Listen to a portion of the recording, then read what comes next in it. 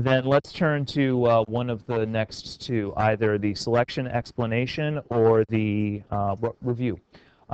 Who's playing around with one of those and wants to talk about it, wants to receive some help? Come on, everybody's doing a genre paper. Megan, you think?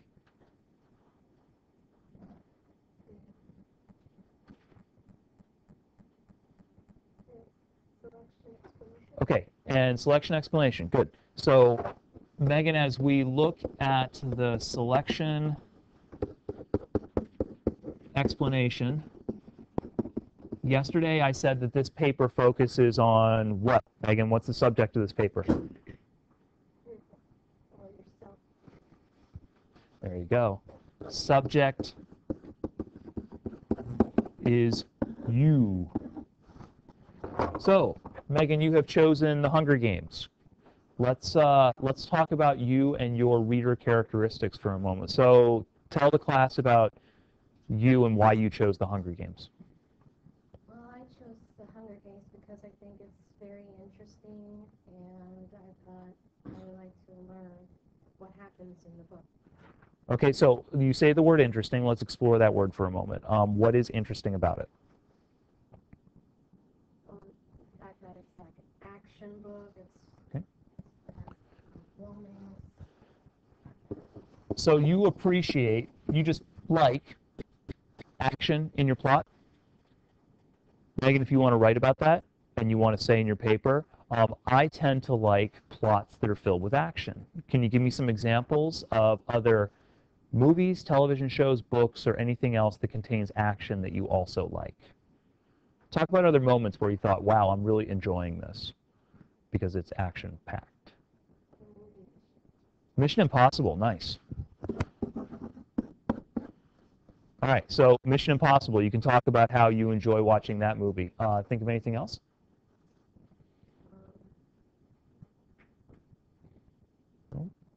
Okay. Let's play around with the language here. Megan, I'll show you exactly how I think your ideas should be written. So let me pop on the keyboard and start sort of riffing on this.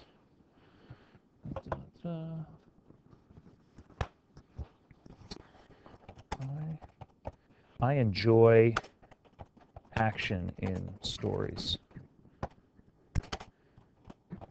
When I choose movies to watch, I often choose those with action. Movies such as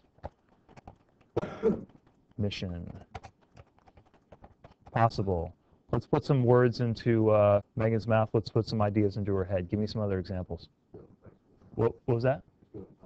Did I? No, it's the keyboard. I didn't spell impossible wrong. I do misspell, but I wouldn't misspell impossible. No, the keyboard's dropping. All right, I'm going to go over on the other keyboard. Give me some other examples. What else besides Mission Impossible? Black Hawk Down. Black Hawk Down. All right. Such as Mission Impossible, Black Hawk Down. Give me another one. One more. Come on, one more action movie. Avengers. Thank you. And the Avengers.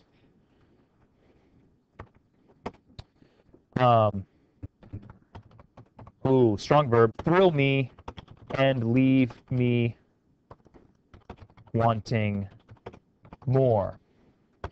Did you see the movie before you read the book? The Hunger Games? Yeah. Oh, okay.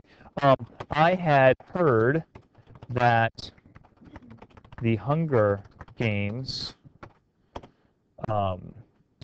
presented many intense action sequences, so I knew I would be more likely to read it and enjoy it.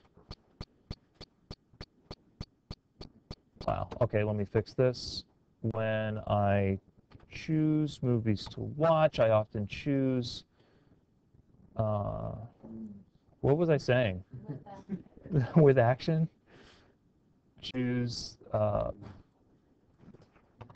my keyboard's losing it, becoming senile. Choose those with action. Huh? Oh, yeah, there we go. Action stories.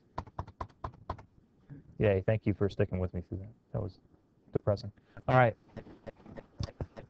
I enjoy action stories. When I choose movies to watch, I often choose those with actions. Movies such as Mission Impossible, Black Hawk Down, and The Avengers thrill me and leave me wanting more. I had heard that The Hunger Games presented many intense action sequences, so I knew I would be more likely to read it and enjoy it. That's the kind of language I'm looking for out of the selection explanation. It's pretty easy, fairly direct, and should not take all that much effort to come up with the ideas. The genre analysis may take a little bit more intellectual effort. This one, all you need to do is realize that it's okay to talk about yourself and ask yourself some pretty simple questions. What do I like? Some of you have never thought about this before. Some of you have never really considered why you like something that you like. So here is one strategy where she says, I like something, and she's using the strategy of comparison.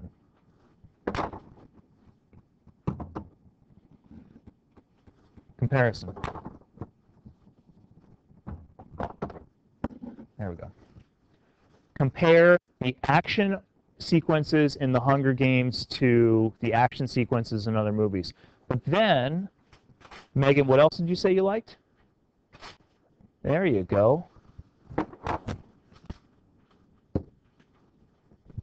She will be able to write a decent paragraph based on two personal tastes of hers. But I also like romance in the stories I watch. So,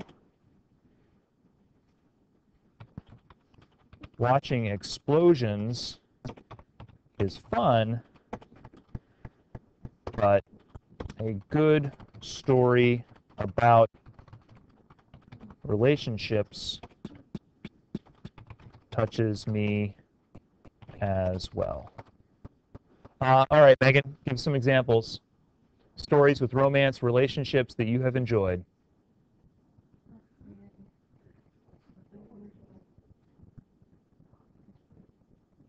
All right, give her some ideas. Come on. Isn't it night and day with the spies and romance? Oh, yeah, but that mixes. Let's go for something that's more pure romance. Okay. A leap year? Watched and enjoyed films like The Leap Year. What else? Titanic? I heard that. Titanic. Give me one more movie. The Notebook. Which one were you going for, Chance? Yeah, but once again, that's an action mix too.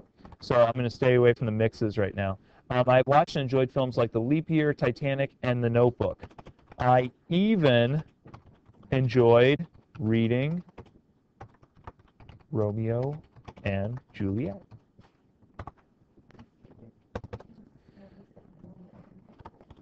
While The Hunger Games presents plenty of action, it also presents a strong romantic conflict.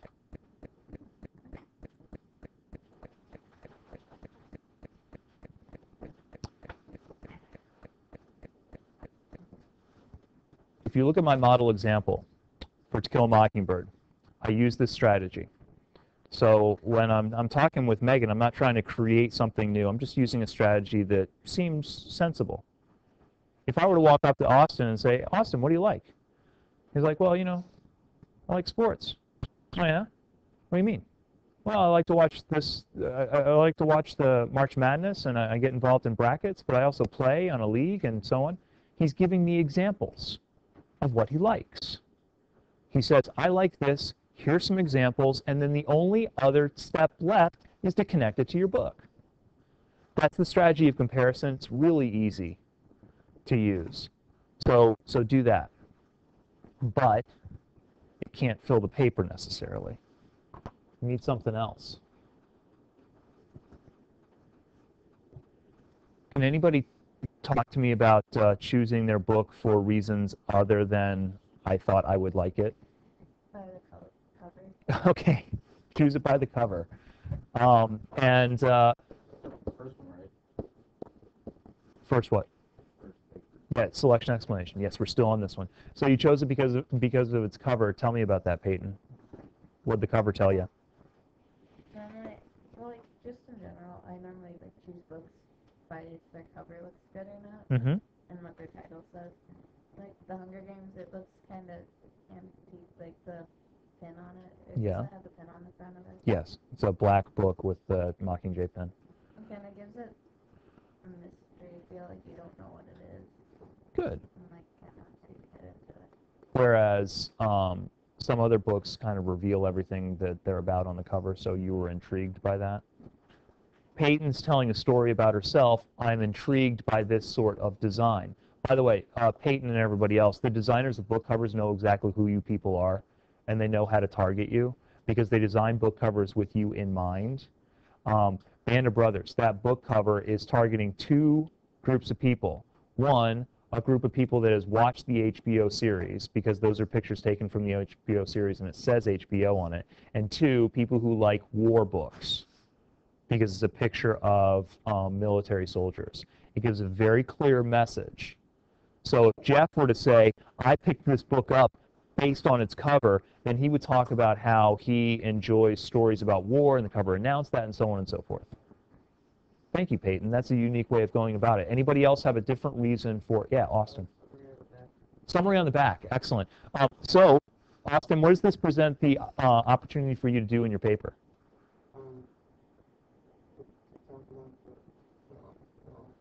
True, you could talk about the author, that's true. However, it gives you the opportunity, I was thinking, to quote. You could actually quote, so we've got the back cover, and you could quote. Austin might tell a little story. He'd say, I'd heard about, you're reading Catching Fire? Okay, I had heard about Catching Fire, I'd heard about the Hunger Games, but I'd never read it. I read the back cover, and this sentence stuck out to me, quote, this told me the book would be like this, I like this, and so on and so forth. Yeah, excellent. Talk about the back cover. Anybody pick up a book based on a recommendation? Okay, Zach, who recommended it to you? My brother. Okay, you trust your brother and his recommendations? Okay, so you could tell a story about that, right? You could talk about your brother and you and your brother's relationship, and you could say, my brother likes this, and he, older or younger? Okay, younger. My brother likes this, and I like this. We seem to have the same taste. He recommended this book to me, so I picked it up. That's, once again, a story about Zach. I've learned a little bit about Zach. I've learned not only about his taste, but I've learned something about how he chooses books, chooses other sorts of entertainment, and his relationship with his brother. So that tells me a lot about him as a reader. Chance, you were throwing your hand up too. What was the recommendation for you? Okay, so you said, you would say, I don't, would this be honest? You're not really a reader?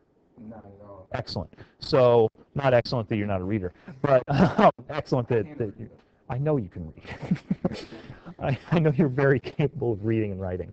I've seen it. But if Chance is honest in his paper and says specifically, I don't like to read, so if I am going to read, I want to read socially. I want to read with somebody else that I feel comfortable socially with, that I can talk with about the ideas. Because when reading is a solitary experience for me, I don't like it. And I thought with this project, if I'm going to read with a friend, and I know I'll enjoy the discussions, I might be more likely to read the book. So reading for me is better when it's social. That's pretty honest, good. It's pretty introspective, good. and it tells me about Chance and why he picked up the book that he did. That's all I need out of the selection explanation. Your paper could go in a number of ways. And here's a caution. You will read, some of you will read my model example. Since these are all so personal, the model example is just one possible way you could go. So don't think you have to copy what I've written, especially since I use language which is typically me. So please don't copy that. But I'd like you to be clear. But I want ultimately for you to tell stories about you, about reading a back cover, about hanging out with a friend reading the book, about receiving a recommendation from your younger brother, about movies that you've watched in the past, and then connect that to your book and you should be good. Questions about that one? Austin? Could you talk about two personal things? Like, could you say, have a paragraph on my life and paragraph? Yes. Yes. Just use paragraph divisions and you can develop multiple ideas. In fact, Austin, with some of these ideas, you might be hard-pressed to reach the 300 limit talking about just one. So you might want to include two. You can include three. Whatever fits. Just make sure that you're using multi-paragraph development and that the transitions work. So when you go into the second paragraph, you say, also, some simple word like that can help. All right. Any further questions? That was a good one.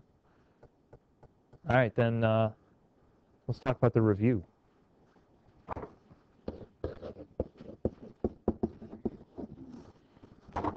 Anybody dealing with this? Know they want to write about this? Once again, silence descends. Anybody want to talk about whether the book was any good? Okay. Talk to me, Tamara. Girl with a dragon tattoo. I thought it was good. I didn't think it was going to be good.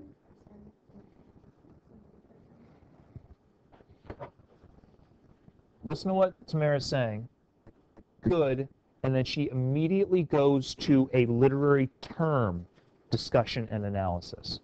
That's where your review must go. So, girl with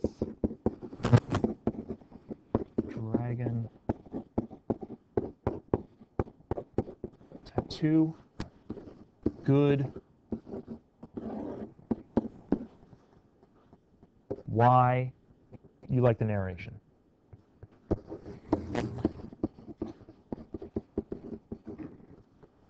Now, remember, Tamara, that you've said, I don't usually like that, but in this paper, you wouldn't want to use the first-person voice. Okay? Barry asked that question yesterday. This is a good point. Stay away from the third or the first-person voice. Stick in the third. You would simply make a statement like, well, let me ask you this question. What would be the subject of your sentence? What do I often say is a good subject of sentences when you're talking about books? Thank you.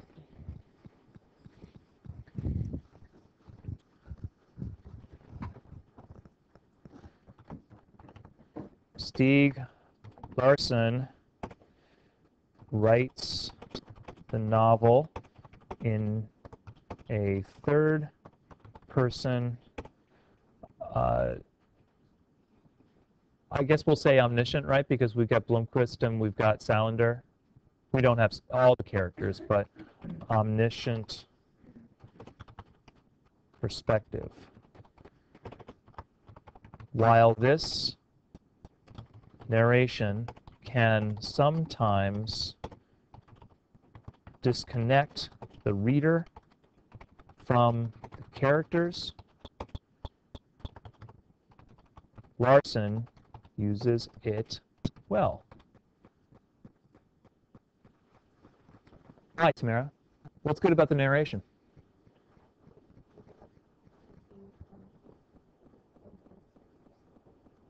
So it's excellent to kind of see the contrast between the two, the comparison and contrast between the two characters. Good. Then she would write something like this. Notice not in the first person voice, using the author as a subject. So do that if you're writing this, saying, this is what's happening in the book. It's good because, and the payoff is, the reader is able to see two characters at the same time, and both characters are fascinating. And then when you see them apart, and then they eventually come together and meet each other and start working together, it's more interesting than just watching one person's view of it. Would that be correct? Good. There's a paragraph. Can you give me another reason why you liked Girl with Dragon Tattoo?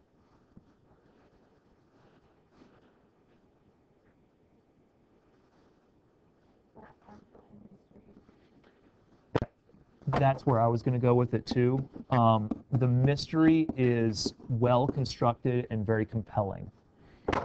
It's a murder mystery, but nobody's ever sure the person's been murdered because the person just disappeared, although the person is assumed to have been murdered. Also, how old is that murder mystery? 40 years or something? Okay, about a 40-year murder mystery.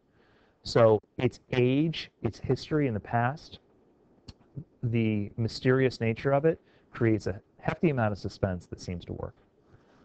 There's another paragraph. If you want to say that something works or something doesn't work, and you guys love to talk about what's good and what's bad, do that. Have your own opinions, but make sure that you're supporting it with some sort of clear analysis. And this is the kind of language that would work for it. Anybody else playing around with this and want to bounce some ideas off me on a review?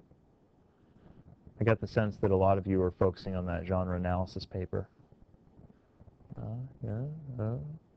Going once, going twice. Okay, good enough. I will set a date for the rough draft due next week. And like I said, this is the last paper that you'll write, so you write that rough draft and receive some proofing, turn in the final, and all will be good. Tomorrow you will receive back 2 pieces of writing, the in-class essay and the research paper for the choice unit. We'll talk about what worked and what didn't work with those writing assignments, and then you go on with the last one, and all will be good.